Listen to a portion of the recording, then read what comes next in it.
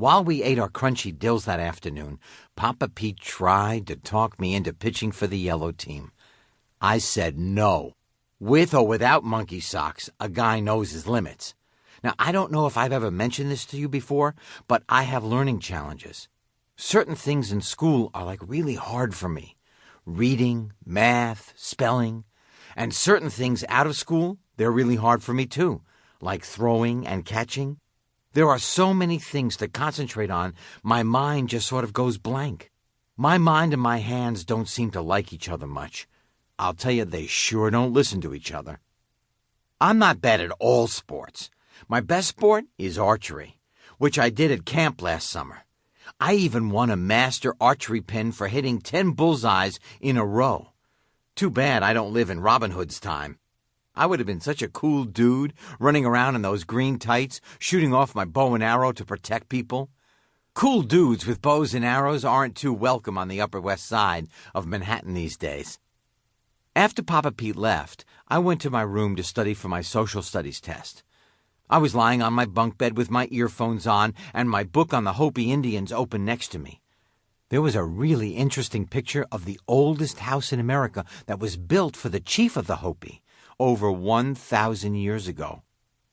I stared at the picture, thinking about all the things they didn't have way back then. Toilets, skateboards, striped toothpaste, cell phones, Pop-Tarts. Of course, even if they did have Pop-Tarts, they couldn't have eaten them because they didn't have toasters either. "Hank, how many times do I have to call you?" I heard my father yelling through the earphones. He tapped me on the shoulder and I nearly jumped out of my skin. "Hey, don't do that, Dad. You scared me." "I've been calling you for the last 5 minutes," he said. "I'm studying."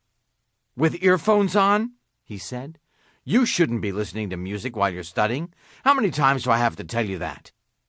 "I'm not listening to music," I said. "Here, listen for yourself." I handed my dad the earphones and he put them on. "What is this?" he asked. "It's Dr. Berger, reading from our social studies book. Dr. Berger is the learning specialist at my school, and she works with me sometimes to figure out how I can best study my way. She is really nice and doesn't think I'm even a little bit stupid." "She recorded some Hopi facts for me to listen to," I told my dad.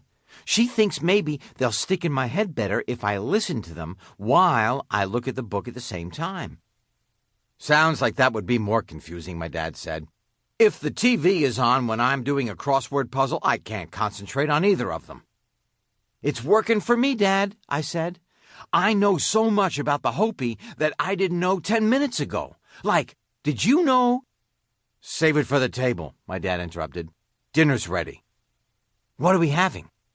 I always ask that question with some fear, and I have good reason for that, too. My mom is what you call an experimental cooker. At her deli, the Crunchy Pickle, her goal is to bring lunch meats into the 21st century.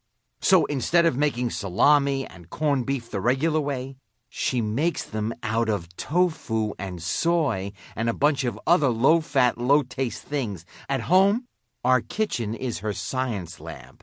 I'm not kidding. She'll whip up a leek and soy milk souffle at the drop of a hat and then throw in a side of mock tuna with bean sprouts just for fun. Most of her dishes taste like what I imagine paper tastes like.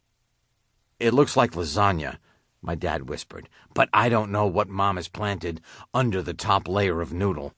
I do know this. The noodles are made from wheatgrass." "Do we have to mow them before we eat them?" I asked.